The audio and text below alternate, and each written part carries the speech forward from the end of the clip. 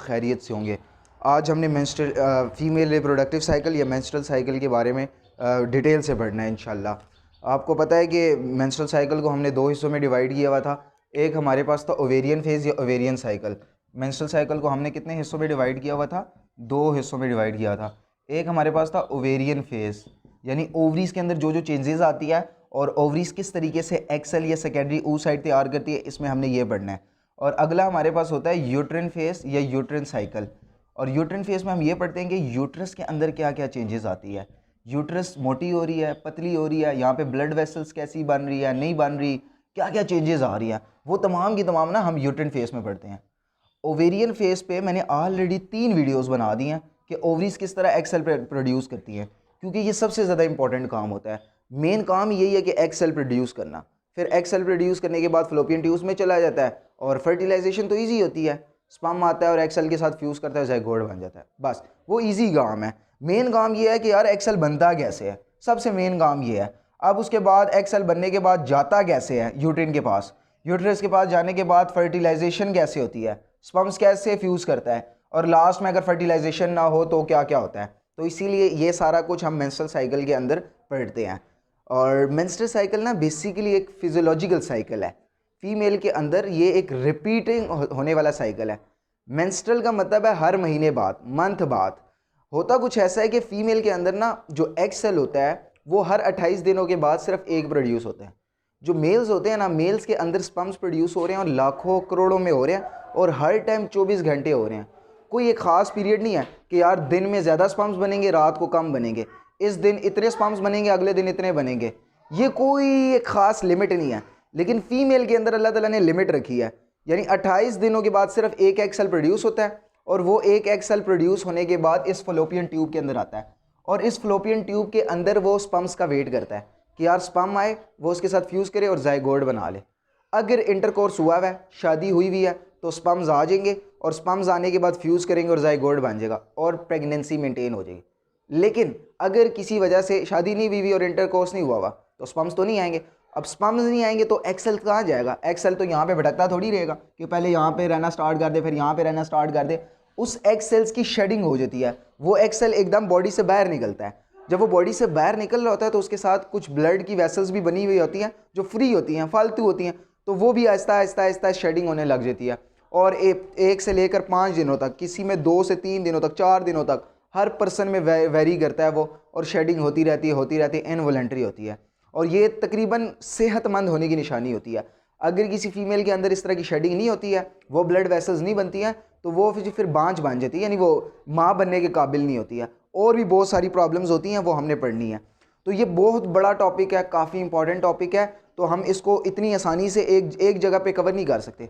इसीलिए हम अगर इसे छोटे छोटे हिस्सों में डिवाइड कर लेना तो हम इसे आराम से कवर कर लेंगे। पहले हिस्से में हम पढ़ेंगे टर्मिनोलॉजीज़। क्या पढ़ेंगे? टर्मिनोलॉजीज़, यानी इससे रिलेटेड जो मेन इंपॉर्टेंट टर्मिनोलॉजीज़ हैं वो आपको पता होनी चाहिए, मेडिकल की टर्मिनोलॉजीज़, तभी आपको ये पढ़ने में काफ़ी आसानी होगी। दूसरी चीज़ जो हमने पढ़नी है, वाई इट इज़ नेसेसरी।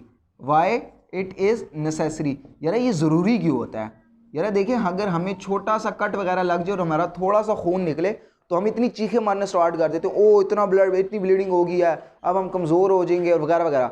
4-5 दिनों तक फीमेल की ब्लीडिंग होती रहती है। इसका हमें फ़ायदा क्या है?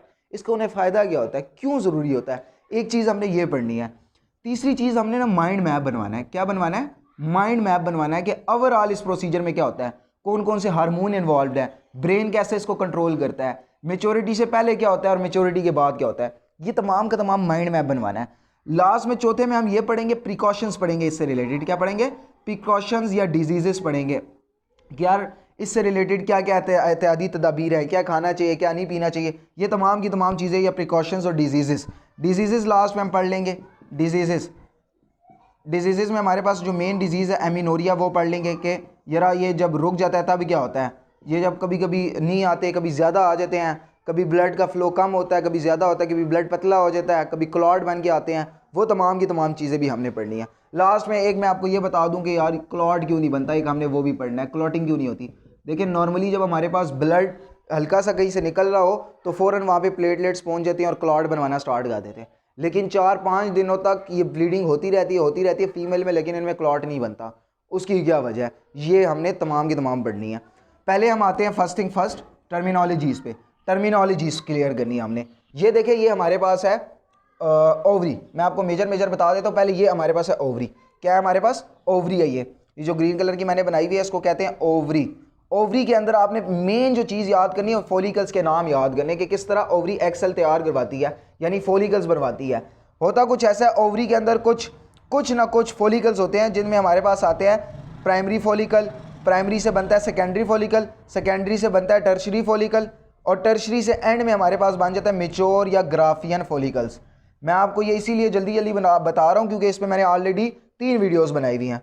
तो हमारा पहले क्या हो गया, प्राइमरी फॉलिकल बनता है, प्राइमरी से सेकेंडरी बनता है, सेकेंडरी से टर्शरी फॉलिकल बनता है, और टर्शरी से ग्राफियन फॉलिकल बनता है। मेन आपने इसके नाम याद कर लेने हैं, बाकी आपको मैं अभी डिटेल से बताता हूँ। मेन ये चीज़ हमारे पास ये ओवरी है। ओवरी के अंदर क्या होगा कि प्राइमरी फॉलिकल बनेगा, प्राइमरी से सेकेंडरी बनेगा, सेकेंडरी से टर्शरी बनेगा, टर्शरी से ग्राफियन फॉलिकल बनेगा, और ग्राफियन फॉलिकल से फिर एक्सेल्स बन जाता है। एक्सेल मेन बेसिकली एक्सेल तो बनता नहीं है, सेकेंडरी ऊ साइड बनता है। एक्सेल तभी बनेगा जब स्पर्म्स उसके साथ फ्यूज़ करेगा। अब ये जो एक्सेल बनेगा, ये तमाम का तमाम हमारा काम होता है ओवरी के अंदर। उसके बाद हमारे पास आ जाती है ये वाली चीज़। इसमें हमारे पास ये जो 2 पाइप टाइप की जा रही हैं, इसको हम कहते हैं फ्लोपियन ट्यूब्स। क्या कहते हैं? Fallopian tubes. ये हमारे पास है फ्लोपियन ट्यूब्स। ये फ्लोपियन ट्यूब्स की ये वाली जो आपको शेप नज़र आ रही है, इसको हम फिमरी कहते हैं। फिमरी, इसका मेन काम ये होता है कि एक्सेल को कैच करती है, ये इस तरह वाइब्रेट कर रही होती है। उसके बाद हमारे पास ये तमाम का तमाम हमारे पास यूट्रस आ जाता है। ये जो रेड कलर की है, यूट्रस को भी फिर हमने 3 हिस्सों में डिवाइड किया होता है।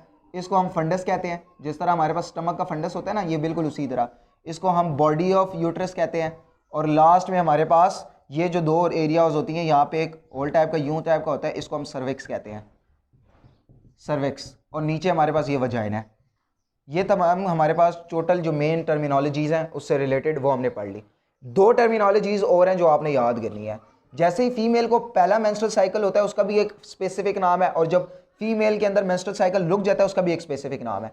जैसे ही फीमेल को पहला मेंस्ट्रुअल साइकिल होता है उसका नाम है मिनार्के। क्या नाम है? मिनार्के। और जब फीमेल का मेंस्ट्रुअल साइकिल रुक जाता है उसका नाम है मेनोपॉज। बस ये 2 आपकी टर्मिनोलॉजीज़ और याद रखनी है। मिनार्के तकरीबन 12 से 15 साल की उम्र में होता है, यानी 12 से 15 साल की उम्र में इनको पहला जो मेंस्ट्रुअल साइकिल होता है वो स्टार्ट हो जाता है। और मेनोपॉज तकरीबन 45 से 50 ईयर्स तक या 55 ईयर्स तक हमारे पास फीमेल के अंदर हो जाता है। उसके बाद जो मेंस्ट्रुअल साइकिल होता है वो रुक जाता है। नॉर्मली जो मेंस्ट्रुअल साइकिल होता है वो प्रेगनेंसी के दौरान भी रुक जाता है, और जब फीमेल का जो डिलीवरी होती है, डिलीवरी के बाद वो 1-2 महीने तक जब लैक्टेशन कर रही होती हैं, बच्चों को दूध पिला रही होती हैं, उस टाइम तक भी जो मेंस्ट्रुअल साइकिल होता है वो रुका होता है। लेकिन अगर वही मेंस्ट्रुअल साइकिल 12 महीने से ज़्यादा हो जाए और वो रुका रहे, तो फिर हमें पता लग जाता है कि यार अब मेनोपॉज आ गया, अब फीमेल के अंदर जो मेंस्ट्रुअल साइकिल होगा वो कभी भी नहीं होगा। ये हमारे पास मेंस्ट्रुअल साइकिल से रिलेटेड जो मेन टर्मिनोलॉजीज थी वो हमने कवर कर ली। अब दूसरा क्वेश्चन क्या है हमारे पास, व्हाई इट इज़ नेसेसरी, ये ज़रूरी क्यों है। देखिए, मेंस्ट्रुअल साइकिल हो क्यों रहा है? मेंस्ट्रुअल साइकिल इसलिए हो रहा है ताकि एग सेल बने, और वो एग सेल आगे जाके ज़ायगोट बने, और ज़ायगोट से फिर आगे नेक्स्ट एम्ब्रियो बने, और जो ह्यूमन बींग्स की स्पीशी है वो मेंटेन रह पाए। देखिए, फीमेल्स का मेन काम क्या है? फीमेल का मेन काम है कि बच्चे देना। मेल तो बच्चे नहीं दे सकते। अब फीमेल बच्चे कैसे देंगी? फीमेल बच्चे इसीलिए इस तरह ही देंगे कि उनके अंदर एक्सेल प्रोड्यूस होगा, मेल उनके अंदर स्पर्म्स एंटर करेंगे, और स्पर्म्स और एक्सेल फ्यूज़ करेंगे और ज़ायगोट बनेगा। तो मेन काम ये है, इसीलिए अल्लाह ताला ने इनके अंदर एक मेंस्ट्रुअल साइकिल फीमेल के अंदर रखा हुआ है। अब इसके अंदर क्या होता है कि जैसे ही फीमेल 12 से 15 साल की उम्र तक पहुंचती है, यानी मेच्योर होती है, उनकी बॉडी वो एक्सेल बनवाना स्टार्ट कर देती है, और वो इस काबिल हो जाती हैं कि वो प्रेगनेंसी को मेंटेन कर सकती हैं। लेकिन चूंकि 20 साल की उम्र मेन नॉर्मल होती है, जिसके अंदर से वो उनके अंदर काफ़ी सारे इंपॉर्टेंट हार्मोन्स भी बन जाते हैं, एंजाइम्स भी बन जाते हैं, जिसकी वजह से जो प्रेगनेंसी होती है, जो नेक्स्ट बच्चा होता है वो हेल्दी पैदा होता है। इसीलिए जो नॉर्मल एज होती है फीमेल की 20 से 25 साल तक की उम्र होनी चाहिए। बहुत ज़्यादा जल्दी भी नहीं कर देनी कि 15 साल से 17-16 साल की उम्र में उनकी शादी कर दी जाए। उनका एग सेल्स तो प्रोड्यूस हो रहा होगा, लेकिन वो एग सेल इतना कमज़ोर होता है कि अगर स्पर्म सेल्स उसके साथ फ्यूज़ कर भी जाए तो बिल्कुल नॉर्मल और नाजुक सा और कमज़ोर सा बच्चा पैदा होता है, और नॉर्मली प्री मेच्योर डिलीवरी भी हो जाती है, यानी 9 महीने के पहले 6 महीने में 7 महीने में डिलीवरी हो जाती है। तो इसीलिए जो नॉर्मल एज है फीमेल्स की शादी करने की 20 से 25 साल की उम्र तक होनी चाहिए। तो मैंने आपको यही बताया कि मेंस्ट्रुएशन साइकिल क्यों ज़रूरी है, कि फर्टिलाइजेशन करवानी है, किसी तरीके से ज़ायगोट बनवाना है, प्रेगनेंसी मेंटेन करवानी है और ह्यूमन की स्पीशी मेंटेन करवानी है, बस। अब अगर ज़ायगोट नहीं आता, स्पर्म सेल्स नहीं आते, अगर स्पर्म सेल्स नहीं आएंगे तो ओवरी यहाँ पे क्या करेगी? ओवरी यहाँ पे भटकती, ओवरी कह रहा हूँ, एक्सेल यहाँ पे भटकता तो नहीं रहेगा, फिर एक्सेल क्या करेगा? यहाँ से शेड ऑफ हो जाएगा और ब्लीडिंग होना स्टार्ट हो जाएगी। इसलिए हमारे पास ये ब्लीडिंग होती है। अगर ये मेंस्ट्रुएशन साइकिल ना होता, यानी ये जो नेसेसरी वाला टर्म है, मिसाल के तौर पे सिर्फ सोचे कि ये मेंस्ट्रुएशन साइकिल ना होता, तो फिर स्पर्म बेचारों को क्या करना पड़ता? स्पर्म्स बेचारे यहाँ से एंटर होते, वजाइना को क्रॉस करते, सर्विक्स को क्रॉस करते, यहाँ पे इतना ज़्यादा फ्लूइड बढ़ा हुआ है उसको क्रॉस करते, फ्लूइड को क्रॉस करने के बाद यहाँ तक वो आ रहे होते, फ्लोपियन ट्यूब्स को यहाँ तक क्रॉस करते, क्रॉस करने के बाद इसकी फिमरी को क्रॉस करते, फिमरी को क्रॉस करने के बाद ओवरी के अंदर जाते, ओवरी के अंदर जाने के बाद यहाँ पे लाखों करोड़ों फॉलिकल्स मौजूद होते, फिर उन फॉलिकल्स में से एक फॉलिकल्स को सिलेक्ट करते, उसको मेच्योर करवाते, फिर उसके साथ फ्यूज़ करते, फिर यहाँ से एग सेल्स रिलीज करते, एग सेल रिलीज करने के बाद दोबारा यहाँ पे आता, यहाँ से इतना लंबा डिस्टेंस तय करता और यहाँ पे इम्प्लांट हो जाता है ज़ायगोट। इतना लंबा काम हो सकता है? इतना लंबा काम तो पॉसिबल ही नहीं है ना। तो फिर इसीलिए अल्लाह ताला ने इनके अंदर मेंस्ट्रुअल साइकिल रख दिया, ओवेरियन फेज रख दिया, ओवरी खुद ही एग सेल तैयार करती हैं, खुद ही रिलीज करती है, खुद ही यहाँ तक भेजती हैं, यहाँ पे सिर्फ स्पर्म सेल्स आता है, उसके साथ फ्यूज़ करता है और ज़ायगोट बना के यहाँ पे इम्प्लांट कर देता है। बस ये हमारे पास मेन जो है ना इससे रिलेटेड गेम है सारी की सारी। अब तीसरा जो क्वेश्चन है माइंड मैप, हम माइंड मैप की ओके जी, सारी की सारी गेम स्टार्ट होती है हाइपोथैलेमस से। किससे स्टार्ट होती है? हाइपोथैलेमस से। नॉर्मली हमारे पास ये होता है कि जैसे ही अभी फीमेल पैदा हो जाती हैं तो फीमेल पैदा होने के बाद उनके पास ओवरीज तो होंगी, यानी प्राइमरी सेक्स ऑर्गन है, ये ओवरीज तो उसके अंदर होती हैं, और उस ओवरी के अंदर लार्ज अमाउंट में 10 से 20 लाख इस तरह के प्राइमोडियल फॉलिकल मौजूद होते हैं। कौन से फॉलिकल मौजूद होते हैं? इसका नाम आप पढ़ लें, प्राइमोडियल फॉलिकल मौजूद होते हैं, जो इमेच्योर फॉलिकल्स होते हैं। ये कितने मौजूद होते हैं? तकरीबन 10 लाख से 15 लाख एक ओवरी के अंदर, 10 से 15 लाख एक ओवरी के अंदर मौजूद होते हैं। और जब तक फीमेल मेच्योर नहीं होती, यानी 12 से 15 साल की उम्र तक, ये प्राइमोडियल फॉलिकल उनके ओवरी के अंदर इसी तरह मौजूद रहते हैं। लेकिन जैसे ही वो मेच्योर होती हैं, जैसे ही वो मेच्योर होती हैं तो कुछ लोकल फैक्टर्स होते हैं, जैसे मिसाल के तौर पे एंड्रोजन हो गया। क्या हो गया है? एंड्रोजन। लोकल फैक्टर्स होते हैं, वो उस प्राइमोडियल फॉलिकल्स में से 30 से 40 प्राइमोडियल फॉलिकल को फौरन कन्वर्ट कर देते हैं प्राइमरी फॉलिकल के अंदर। किसके अंदर कन्वर्ट कर देते हैं? प्राइमरी फॉलिकल के अंदर। प्राइमोडियल और प्राइमरी में क्या फर्क होता है, इसके मैंने फुल डिटेल बताई हुई है। यहाँ पे प्राइमरी में simple single layer of flat sales होती हैं, यहाँ पे सेल्स थोड़े बड़े हो जाते हैं और क्यूबॉइडल बन जाते हैं, बस ये फर्क होता है। दोनों के अंदर अंदर प्राइमरी उस साइड मौजूद है। क्या हुआ कि जैसे ही फीमेल मेच्योर हुई है, जो प्राइमोडियल फॉलिकल थे आहिस्ता आहिस्ता प्राइमरी फॉलिकल में कन्वर्ट हो गया। अब जैसे ही वो प्राइमरी फॉलिकल के अंदर कन्वर्ट होते हैं ना, तो ब्रेन तक मैसेज पहुंच जाता है। अब हाइपोथैलेमस का मेन काम क्या है? ये हर चीज़, हर किसी के काम में पंगे लेता है, हर पूरी बॉडी के काम में। कहीं पे पानी की कमी होगी वहाँ पे भी पंगे लेगा, ब्लड की कमी होगी वहाँ पे पंगे लेगा, सॉल्ट्स की कमी होगी, नींद, और हर चीज़ में ये पंगे ले रहा होता है। इसी तरह जैसे ही वो मेच्योर होती है, इसको पता लग जाता है, तो ये कहता है कि यार ये अपनी मदद आपके तहत ही इन्होंने प्राइमोडियल को प्राइमरी में कन्वर्ट कर दिया। ये फौरन एंटीरियर पिट्यूटरी ग्लैंड को मैसेज पहुंचा देता है, और एंटीरियर पिट्यूटरी ग्लैंड को कहता है कि यार जल्दी जल्दी से इंपॉर्टेंट हार्मोन रिलीज करो, फीमेल मेच्योर हो गई है। एंटीरियर पिट्यूटरी ग्लैंड क्या करेंगे? एकदम एक इंपॉर्टेंट हार्मोन रिलीज करेंगे जिसका नाम है फॉलिकल स्टिमुलेटिंग हार्मोन। कौन सा हार्मोन है? Follicle stimulating hormone. ये फॉलिकल स्टिमुलेटिंग हार्मोन फौरन ओवरी पे आके एक्ट करेगा और प्राइमरी फॉलिकल को कन्वर्ट कर देगा सेकेंडरी फॉलिकल के अंदर। प्राइमरी फॉलिकल को कन्वर्ट कर देगा सेकेंडरी फॉलिकल के अंदर। आपको नजर आ रहा है primary follicle single layer of cell है, लेकिन जो सेकेंडरी फॉलिकल है इसमें मल्टीपल लेयर बन जाती हैं। प्राइमरी फॉलिकल और सेकेंडरी फॉलिकल में 3 फर्क है, ये याद रखिएगा। सेकेंडरी फॉलिकल में एक तो मल्टीपल लेयर बन जाती हैं। क्या बन जाती हैं? Multiple layer of granulosa cell. ये ग्रीन ग्रीन सेल है, इसका नाम है ग्रेनुलोजा सेल। ग्रेनुलोजा सेल एक तो ये बन जाएगी। इसका काम ये होता है, ग्रेनुलोजा सेल का काम, कि ये अंदर प्रोटेक्शन प्रोवाइड करती है, नरिशमेंट प्रोवाइड करती है।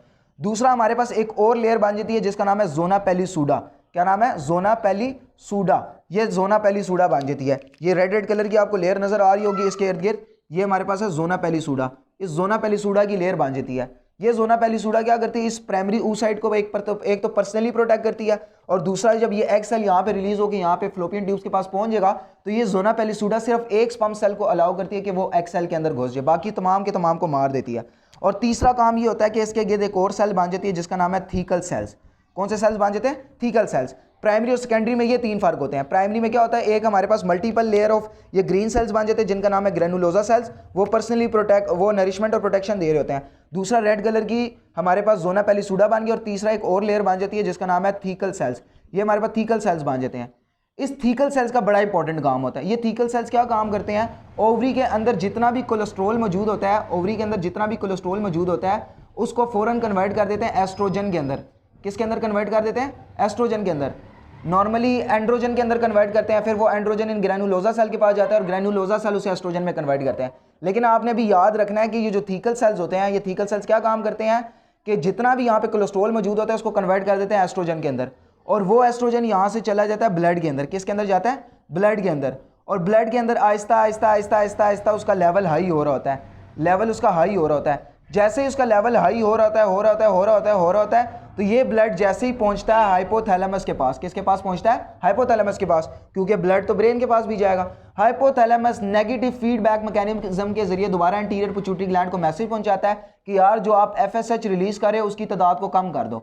तो फौरन एंटीरियर पिट्यूटरी एफएसएच की तादाद को कम कर देता है। क्यों कम करता है? क्योंकि अगर एफएसएच कम नहीं होगा, एफएसएच रिलीज होता रहेगा, तो ज्यादा से ज्यादा प्राइमरी फॉलिकल सेकेंडरी में कन्वर्ट होंगे, सेकेंडरी से मेच्योर बनते रहेंगे और एक से ज्यादा एक्सेल बन जाएंगे, और वो एक्सेल यहाँ पे आएंगे, एक से ज्यादा स्पर्म सेल्स के साथ फ्यूज करेंगे, एक से ज्यादा बच्चे पैदा बन जाएंगे, और विच इज क्वाइट इम्पॉसिबल काम। 10 बच्चे बन गए, 20 बच्चे बन गए, खरगोश थोड़ी है, मेल है हम, तो एक ही एक्सेल रिलीज होता है।